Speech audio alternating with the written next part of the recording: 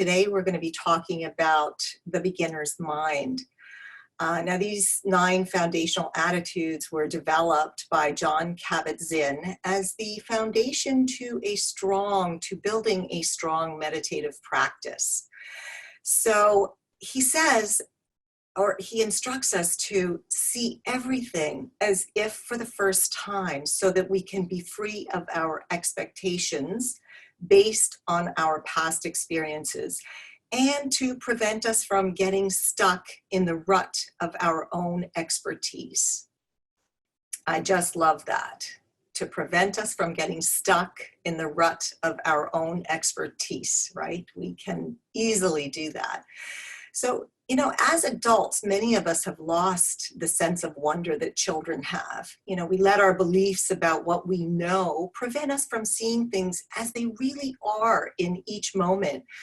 So the invitation is try seeing everything as if for the first time with curiosity and openness. And this really does make room. It allows for us to be receptive to new possibilities and have a fresh perspective.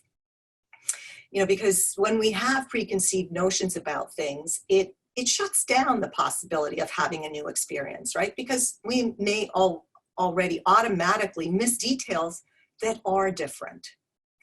So this is probably my favorite quality to practice, looking at everything with a fresh perspective as if I'm seeing it for the first time through the eyes of a child. And I have found that nothing can be more rewarding than bringing an open, childlike curiosity to our experience, especially if it is something we've done 1,000 times before. But the truth of the matter is that it is always new, because there is never a moment that is the same as the one before. So stemming from that approach, what can we notice that's unique and fresh? There are times when there's such focus in doing this or applying this beginner's mind that it produces colors that are more vivid, sounds that are clearer, and the general snapshot of our experience is simply sharper. And in these moments, I think that greater clarity is often a very welcome bonus. And I just wanted to share with you that for me, bringing a beginner's mind to the act of walking has really rewarded me with a glimpse into the childlike experience of walking for the first time. On many occasions during walking meditations, I've had the experiences that have sparked a remembrance or just simply added a playful quality to an act that most of us take for granted. And I have found in my walking meditations, because that's where I really love to bring a beginner's mind, that it's increased my connection to nature, because most of my walking meditations are outdoors. And this intense awareness of my body moving through space as it relates to the natural world seems to have heightened my skills of observation kind of across the board. Even the most ordinary elements of the environment have often provoked a sense of wonder, allowing me to notice the uncommon in the common, so not overlooking anything. So I will invite you to try this the next time you're out for a walk. And we can also bring beginner's mind to relationships. And it can be particularly helpful in difficult relationships, right? So what would it be like to see this person as if for the first time? What if you were curious about them, bringing an openness, trying to take a different perspective than the usual one? And what can we in that moment, what can we notice about this person that is unique and fresh? Just like we're looking at other things for what is unique and fresh when we're bringing a beginner's mind, what can we see in this person that is unique and fresh? And so with all of that said, I'd like to invite you to start our meditation. So just taking a moment to settle in and just allowing ourselves to bring full attention to sitting here and being present in this moment. And perhaps bringing a beginner's mind to this meditation. And now gently turning the gaze inward. Maybe feeling the support of our own bodies, the chair that we're sitting in, and perhaps even the earth below as we bring our awareness into the body. And if it feels right for you, closing your eyes or just softening the gaze. And now tuning into the breath, beginning to follow the rhythm of your own breath cycle. And just noticing how the breath is coming in and out of the body. Noticing how naturally the in-breath turns into an out-breath, and how one breath turns into another. And then just following each breath all the way to the end. So riding the waves of your own breath. Letting the breath breathe you. And now perhaps noticing where in the body, in this moment, that the breath can be most vividly felt. And perhaps for you, that is in the belly,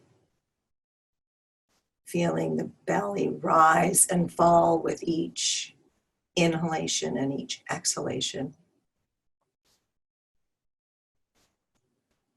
But maybe for you, it's in the chest, feeling the expansion of the rib cage on the inhalation. And then maybe even sensing the deflation of the lungs on the exhalation.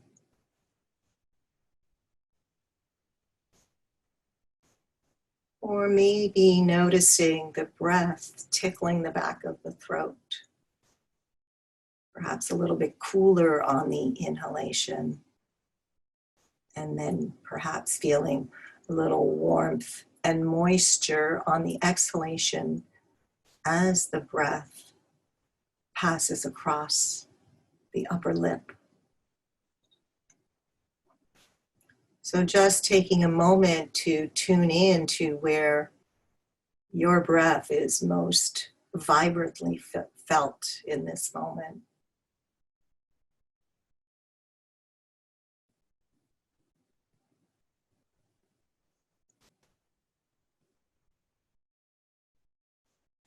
And if the mind does wander off someplace else, that's okay. That's what the mind does. Just guiding it back, directing it back to the breath.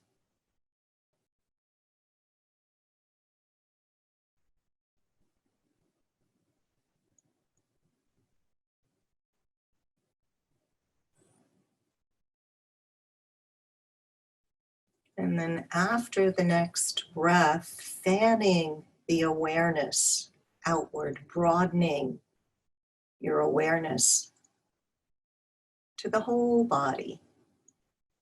Feeling the breath sweeping in and out of the whole body. And maybe beginning to notice some physical sensations. Maybe noticing some tension.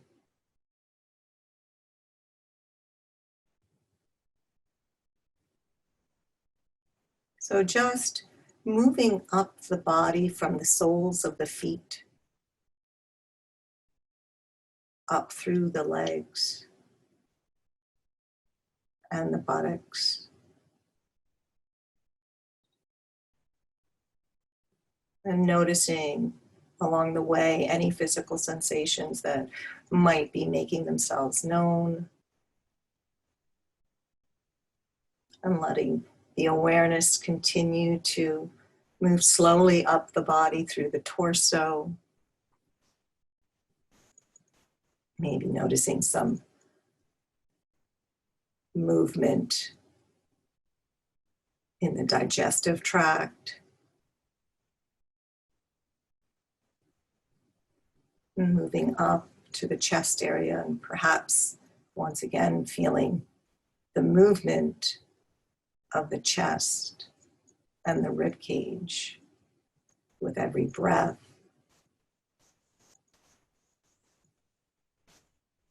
And then coming to the shoulders and maybe noticing that there's a little bit of tension there. We often hold quite a bit of tension in our shoulders. So taking a moment to invite a softening there or a release if that feels appropriate. And now the neck, another area that we can hold some tension. Just noticing what's there. And moving to the jaw. Are the jaw muscles tight? Is the jaw clenched? So perhaps just actively releasing the jaw, letting the tongue fall from the roof of the mouth, slackening the jaw. And noticing the tiny muscles in the cheeks that allow us to be expressive. Inviting a softening there. And then moving up to the forehead. Noticing perhaps the brow is furrowed and just inviting a little bit of softening there.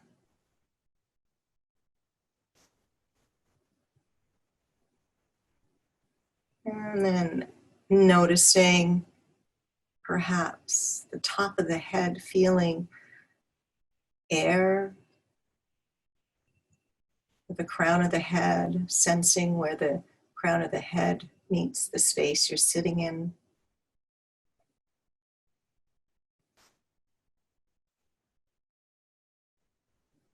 And then just taking another breath and just releasing this awareness of physical sensations and allowing that to kind of go into the background of your experience in this moment. And then as you're ready, I would like to invite you to bring a beginner's mind into the meditation and specifically to yourself. Imagine someone coming down from outer space who is seeing you for the first time. And they know nothing about you or your conditioned story. They are seeing this human for the first time, and they're standing opposite you, looking you up and down. What would they see? So beginning with the physical description, imagine looking at yourself and having to describe your physical appearance. Are you tall, short, small, round, blonde, dark, long hair, short hair, white, black, brown, yellow, male, female? And now they are looking at your resting facial expression. If you were them, what would you see? Looking back at yourself. Would you see a happy or a sad face? angry or joyful, pleasant or unpleasant, or maybe just neutral. So just observing what you see.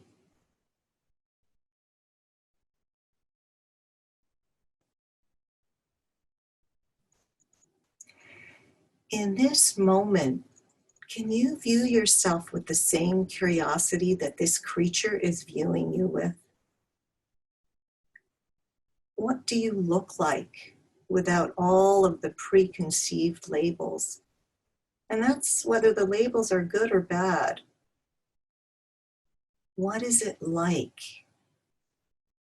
to view yourself completely objectively? Can you even do that?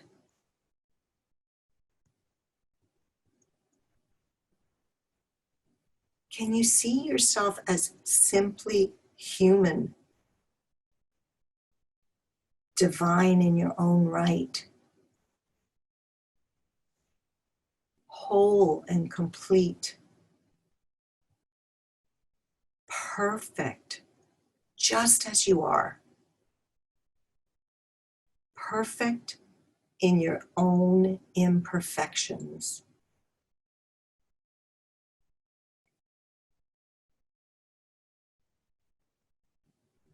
Savoring that just for a moment. Perfect in your own imperfections. And what might it be like to hit the reset button and bring a completely fresh perspective to yourself, as if you were this person looking at you? What do you really see? Maybe you can simply see a human being whose nature is fundamentally good.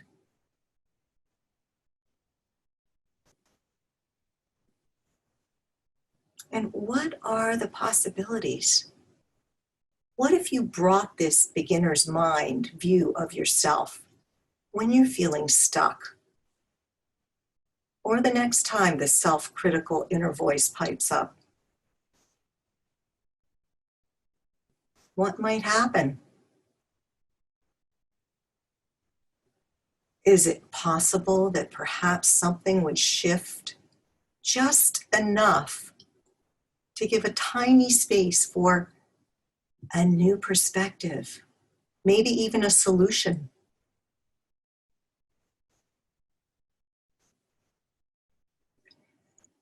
And now, with a smile towards yourself, and perhaps an intention to bring this beginner's mind to yourself in moments where some self-kindness might be needed, some self-compassion might be needed. And then just letting go of this perspective of yourself. And now perhaps calling to mind something that you don't like to do or you find boring. So just taking a moment to scan and see, maybe it's a chore around a house like mowing the lawn, or obligations to a family member. But what if the next time you have to do this task, you approach it as if you've never done it before? So keeping in your mind's eye this task, if it is mowing the lawn, perhaps feeling your sturdy grip on the mower with each stroke as it cuts, or noticing how you love the smell of freshly cut grass, or the gratitude that you have for nature, rather than dreading the manual labor of the chore.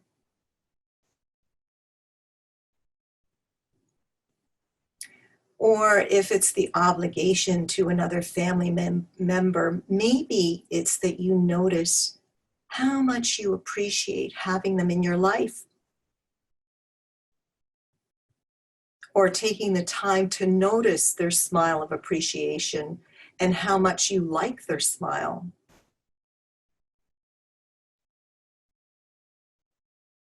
Maybe reflecting on how gratifying it actually is to do something nice for another person,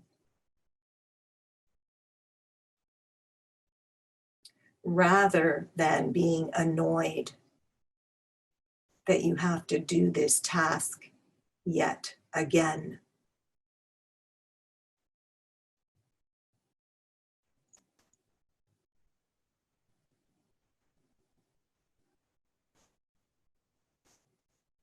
And so now, knowing that you can always return to this as a practice, as a reminder to bring a beginner's mind to all that you do,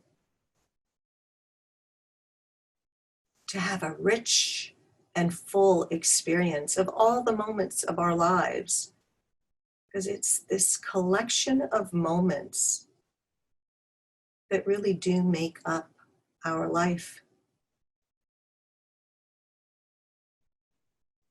And so why not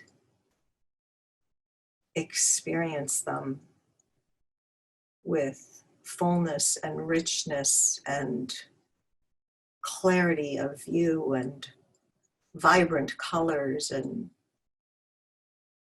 being able to notice the tiny details of each experience.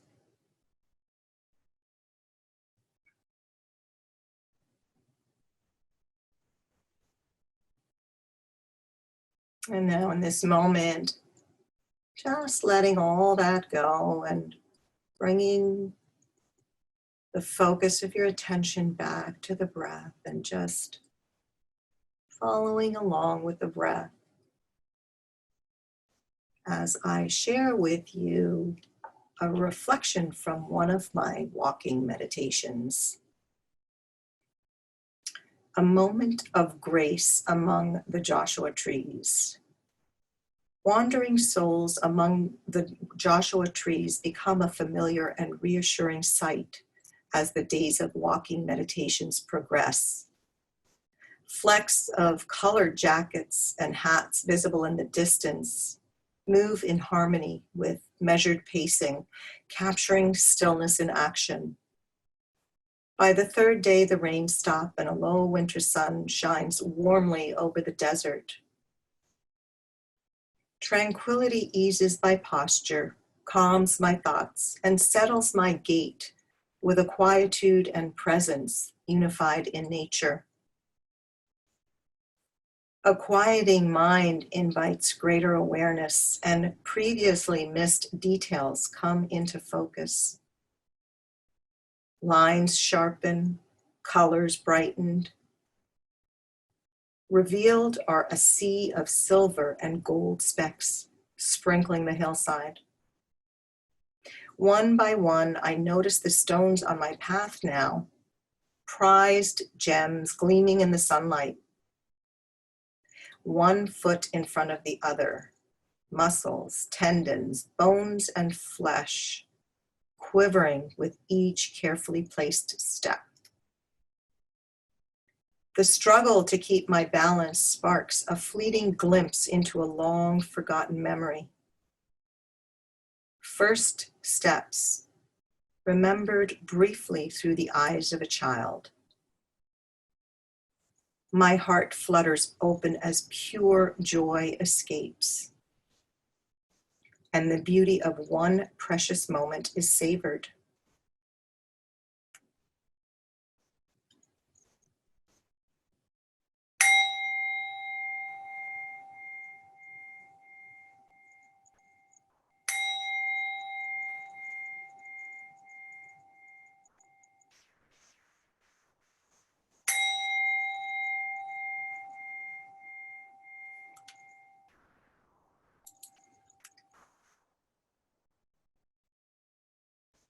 So thank you everyone for joining us for the Beginner's Mind meditation and talk today.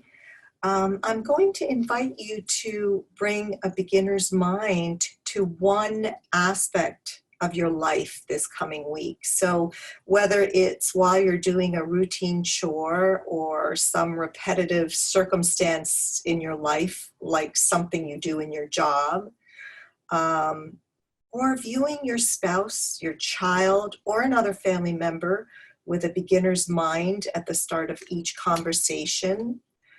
Or what about that clerk at the grocery store that might be grumpy or rude?